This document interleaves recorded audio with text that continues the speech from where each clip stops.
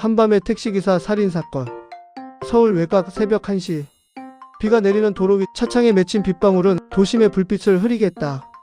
택시기사 김현수는 긴 하루를 마치고 마지막 손님을 기다렸다. 오늘도 무사히 집에 가야지. 그의 목소리는 피곤과 삶의 무게로 가라앉아 있었다. 한편 정모 씨는 빚과 생계 문제로 극도의 압박 속에 있었다. 이대로는 안 돼. 무언가 해야 해. 그의 손에는 쓸쓸함과 초조함이 교차했고 눈빛은 절망과 분노로 흔들렸다. 밤거리의 불빛 속에서 두 사람의 운명은 한순간 교차했다. 택시와 절망 그리고 비극은 이미 예고된 듯 조용히 스며들고 있었다. 제1장 범행의 밤. 정모 씨는 택시에 올랐다. 지갑과 휴대폰 내놔. 김현수는 최대한 침착하게 대응했다. 제발 차분히 합시다.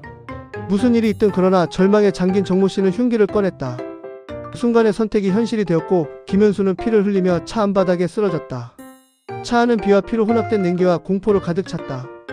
정모 씨는 손을 떨며 도망쳤지만 경찰은 주변 CCTV와 목격자 신고로 몇 시간 만에 그를 검거했다. 경찰 조사에서 그는 공허한 눈빛으로 말했다. 죄는 알지만 선택의 여지가 없었습니다. 사회적 충격은 컸다. 생계를 위해 범행을 저지른 범죄자에 대한 동정론, 피해자의 억울함과 안전 문제, 언론과 시민들의 격렬한 논쟁, 제2장 법정 공방과 심리 분석. 재판은 서울중앙지법 형사부에서 열렸다. 정모 씨는 변호인과 함께 법정에 섰다. 피고는 극단적 경제적 압박과 빈곤 속에서 충동적으로 범행을 저질렀습니다. 사회적 구조적 원인도 참작해 주시기 바랍니다.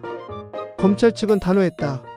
흉기를 사용한 계획적 범행으로 피해자는 생존권을 박탈당했습니다. 이는 단순 생계형 범죄가 아니라 살인입니다. 법정 안팎에서는 사회적 논쟁이 격화됐다. 일부 시민과 전문가는 극한 빈곤과 사회 구조가 범죄를 만들었다고 주장했다. 또 다른 많은 시민들은 살인은 결코 정당화될 수 없다. 피해자가 억울하다고 했다. 심리 전문가가 분석한 내용은 정모 씨는 극심한 스트레스와 압박 속에서 충동적 결정을 내렸습니다. 그러나 범행에는 계획성과 폭력성이 포함되어 있습니다. 이 두 요소가 판결의 중요한 근거라고 결론 내리고 변호인은 추가 증거와 참고 자료를 제출했다. 실직과 빚, 가족 부양 문제 기록과 상담 기록과 정신적 스트레스 분석 등 사건 직전 심리 상태를 보여주는 진술에 검찰은 반박했다. 생계 문제로 인해 살인을 정당화할 수는 없습니다. 범행은 계획적이며 흉기 사용으로 피해자는 돌이킬 수 없는 피해를 입었습니다. 법정 공방은 하루 종일 이어졌고 판사는 심각한 표정으로 모든 증거를 기록했다. 위지훈 기자는 기자석에서 기록하며 생각했다. 법은 권력과 돈만 심판하는 것이 아니다. 빈곤 속 선택과 사회적 책임도 함께 고려해야 한다. 법정 외부에서는 시민단체와 언론이 격렬하게 논쟁했다. 택시기사 보호 필요성과 사회적 안전망 강화 요구와 함께 범죄자 심리와 책임 논쟁 등등. 정모 씨는 변호인과 함께 법정 안에서 긴장과 후회 속에 몸을 움츠렸다. 제가 잘못했지만 살인을 원하지 않았습니다. 눈빛에는 회한과 자기 변명, 사회적 압박이 뒤섞였다. 제3장 사회적 반응과 여운. 판결 전 사건은 언론과 SNS를 통해 폭발적으로 퍼졌다. 생계형 범죄와 극단적 빈곤 문제, 택시기사 안전과 범죄 예방 그리고 범죄자와 피해자의 책임 경계 논쟁.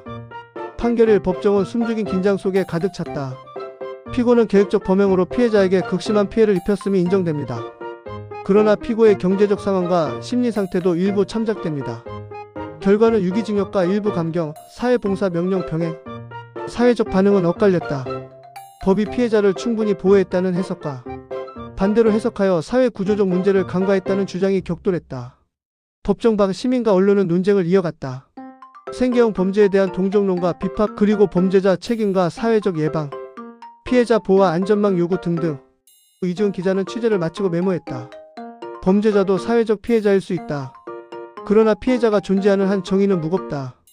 밤거리 비 내리는 도로 위에는 여전히 택시가 달리고 있었다.